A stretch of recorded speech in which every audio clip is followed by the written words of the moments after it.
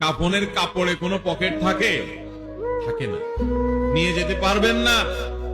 আপনি মারা যাওয়ার পরে যে কাফনের কাপড়টা কেনা হবে, আপনি জানেন সেটা টরে কাপড় কেনা হবে না। আপনি কি জানেন সেটা কোনো দামি কাপড় কেনা হবে না?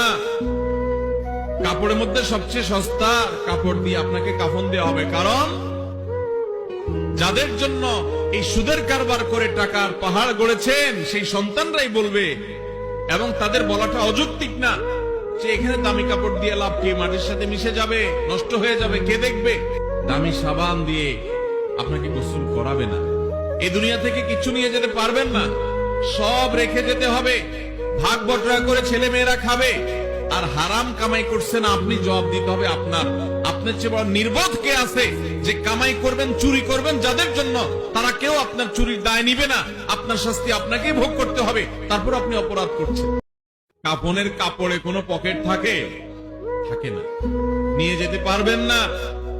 আপনি মারা যাওয়ার পরে যে কাফনের কাপড়টা কেনা হবে, আপনি জানেন সেটা টরে কাপড় কেনা হবে না। আপনি কি জানেন সেটা কোনো দামি কাপড় কেনা হবে না? কাপড়ের মধ্যে সবচেয়ে সস্তা কাপড় দিয়ে আপনাকে কাফন দেওয়া হবে। কারণ যাদের জন্য এই সুদের কারবার করে টাকার পাহাড় গড়েছেন, সেই সন্তানরাই বলবে, এবং তাদের বলাটা অযৌক্তিক না, যে এখানে দামি কাপড় দিয়ে লাভ কি, মাটির সাথে মিশে যাবে, নষ্ট হয়ে যাবে, কে দেখবে? দামি সাবান দিয়ে আপনাকে গোসল করাবে না। এই দুনিয়া থেকে কিছু নিয়ে যেতে পারবেন না, সব রেখে যেতে হবে। ভাগ বটরা করে ছেলে মেয়েরা খাবে, আর হারাম কামাই করছে না, আপনি জবাব দিতে হবে আপনার। আপনার চেয়ে বড় নির্বোধ কে আছে যে কামাই করবেন, চুরি করবেন যাদের জন্য, তারা কেউ আপনার চুরির দায় নিবে না। আপনার শাস্তি আপনাকেই ভোগ করতে হবে, তারপর আপনি অপরাধ করছেন।